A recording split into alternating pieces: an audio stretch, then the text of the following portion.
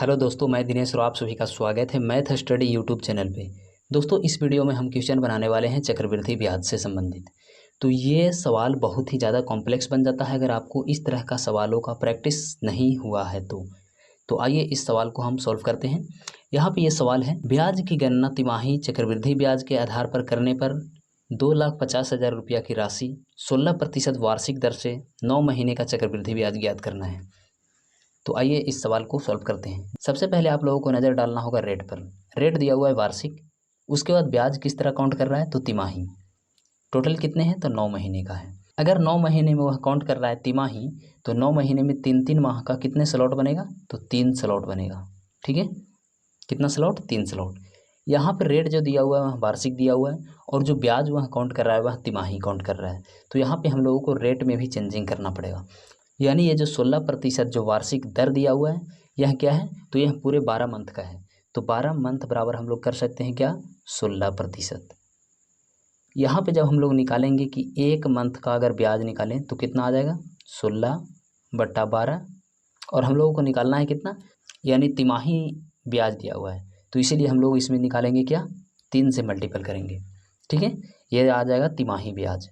तो यहाँ जब 3 से काटेंगे तो ये 4 और जब 4 से 16 काटेंगे तो आ जाएगा कितना 4%, जो कि हम लोगों को रेट निकल कर आ चुका है 4% तिमाही। अगर वार्षिक देखा जाए तो 16% और तिमाही देखा जाए तो 4%। अब हम लोगों को ये 16% से कोई मतलब नहीं है, अब हम लोग निकालेंगे 4% रेट। ठीक है, तो आइए अब इसे सॉल्व करते हैं। दोस्तों, अब रेट आ चुका है कितना 4%। इस सवाल को बनाने के लिए सबसे आसान क्या है तो सबसे आसान विधि यह होता है कि आपको लिखना है प्रिंसिपल, जो कि दिया हुआ है कितना 2,50,000। तो 2,50,000 का आप रेट निकालिए कितना है 4%। तो इसको आप निकाल दीजिए सीधा 4%। अगर इसका 4% आप निकालेंगे 2,50,000 का तो इसका 4% आएगा 10,000। कितना आएगा 10,000। फिर से आपको ये 10,000 है, इसका फिर से आप निकाल दीजिए 4%। कितना निकालना है 4%। तो इसका फिर से हम लोग निकाल देंगे कितना 4%, जो कि आ जाएगा कितना 400। ये 400 का आप फिर से निकाल देंगे 4%।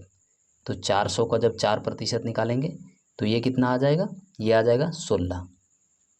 ठीक है, यानी आपको जब 3 स्लॉट बन रहा है ब्याज देने का तो 3 स्लॉट बन रहा है तो हम लोग 3 बार उसी तरह से करेंगे। जो भी प्रिंसिपल का रेट निकल के आया, जैसे यहाँ प्रिंसिपल था उसका 4% है तो 4% 10,000 निकल के आया। 10,000 का फिर से 4% निकालें तो 400, 400 का फिर से 4% निकालें तो 16। उसके बाद इसमें एक क्या होता है कि जो पहला साल का ब्याज जो निकल कर आया है उसमें आपको 3 से मल्टीपल करना है, दूसरा साल का जो ब्याज निकल के आता है उसमें 3 से मल्टीपल करना है, और जो लास्ट वाला जो ब्याज आता है तीसरा साल का उसमें आपको मल्टीपल करना है 1 से।